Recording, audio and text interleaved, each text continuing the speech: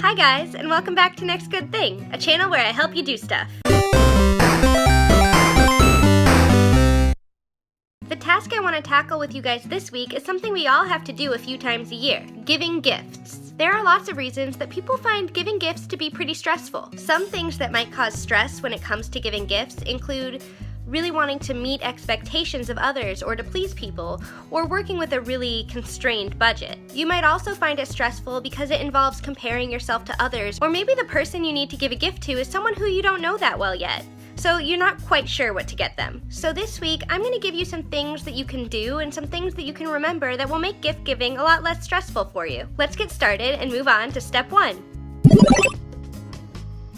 The first step of making gift giving less stressful is to really think about who you need to get gifts for and why. Are you just getting gifts for one person, like for a birthday or Valentine's Day, or are you getting gifts for a lot of people, like for the winter holidays? It can be really tempting to overburden yourself with the amount of people that you want to give gifts to, especially if you're someone who really cares about meeting expectations for people. For example, at school or at work, it can be really tempting to get a gift for everyone in your class or everyone on your work team, even if you can't afford it.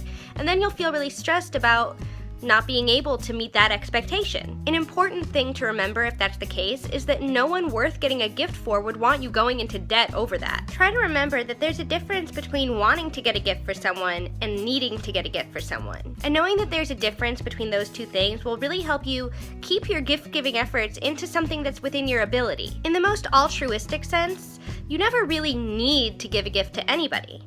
A gift is something you give to someone to show them that you care. In the context of giving gifts, need can mean that you really care about someone so much that it's vital for you to show them how much you care. And giving a gift on something like a birthday or the holidays is a really wonderful way to do that. Less altruistically, in the context of gift giving, need might mean that you get so much extra anxiety by not meeting the social expectation to give a gift that it would cause more stress not to give a gift than it would to give a gift. For example, the societal pressure to give a gift on someone's birthday is pretty high. And depending on your relationship to the person whose birthday it is, not giving a gift would cause you so much more stress and anxiety than it would to sit down and think about what to get that person.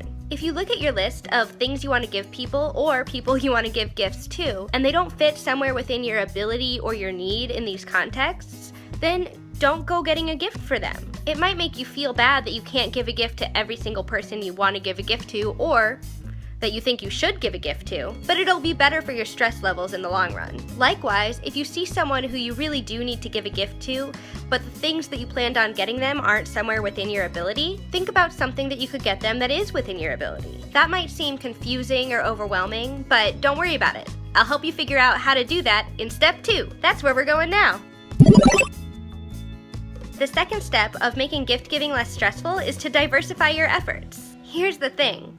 Not everybody needs you to buy them a gift, and in a lot of cases, it's better if you don't. There are lots of ways to show how much you care about someone that don't involve money at all. Things you can do instead of buying something for somebody include giving them an experience or giving them something that you've made instead of something that you purchased. So for instance, if Valentine's Day is coming up and you want to give something to your significant other to show them how much you care, but you really don't have a lot of money right now, maybe plan a romantic picnic with them at the beach, or go on a long hike with them if that's your thing. Or if they really love art, find a free art museum you can take them to and spend the day with them. If you have a best friend who loves to bake and you can't afford to get them the really fancy kitchen appliance that you know they've been wanting, instead maybe find an old family recipe for cheesecake that you really love and get the ingredients and offer to bake it with them. That way you're sharing a huge important part of yourself and you don't have to spend as much money on it. That's an example of something really meaningful that you can turn into an experience, and an experience that you can turn into a gift. In that kind of example,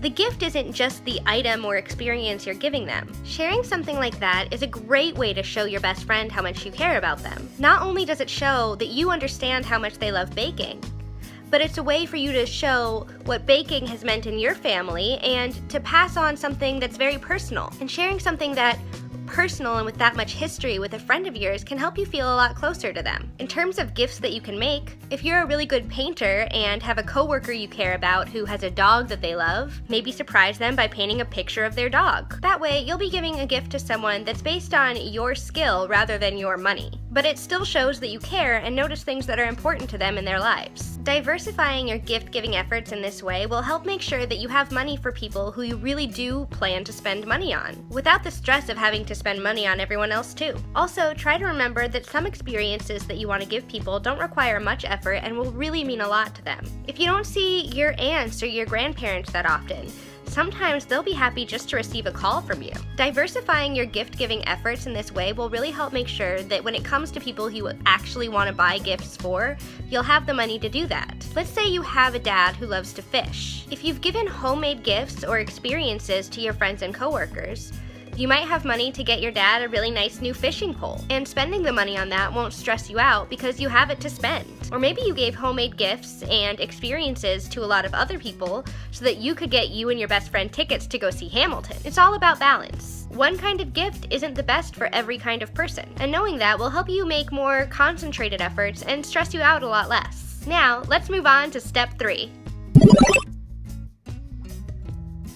Step 3 of making gift-giving less stressful is giving group gifts. Yeah, group gifts are a thing, and they don't mean that you care less about someone. Group gifts aren't any less important or special or meaningful as any other kind of gift, but they can alleviate a lot of stress because instead of trying to find the perfect gift for every single person, you can create something that you know everyone will enjoy as a group. Group gifts, like any other kind of gift, can be bought or handmade or experiences. For example, if you're really great at baking cookies, bake cookies for all your friends in class. You can also buy group gifts. Let's say that you and your mom and all of your sisters all live in different states. I'm sure you can go to Etsy and find a blanket or a throw pillow or a necklace or a scarf, and you can have the shapes of all of your different states printed on them. That's something that can be super meaningful to all of you and show them that you think about them and that you miss them. And it doesn't mean any less just because they're all getting the same thing. Now it's time for the bonus round!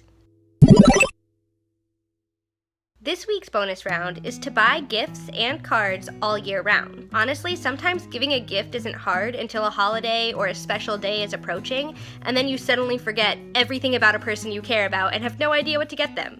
The pressure can just sometimes be too much. For that reason, if it's February and your best friend's birthday isn't until September, but you see a great birthday card that makes you think of them, buy it. Or maybe you're at a street fair or a farmer's market and you see that one of the booths is a jewelry seller who makes the most beautiful necklaces, and one of them has a dolphin on it. Maybe you have a best friend who's into dolphins. Even if the holidays aren't coming up or it's not their birthday anytime soon, get the necklace and save it for the next time you can give that person a gift. Doing things like that will help reduce the pressure of getting gifts right around a specific holiday. Also, when those days roll around, you won't be worried about spending so much cash all at one time, because when you do that, you'll already have some gifts and some cards already. That's it for this week, guys. I hope that helps you. Please like, subscribe, and share with your friends. And leave me a comment down below about what kinds of things you want help doing. I release new videos twice a month. And, as always, I believe in you. Bye!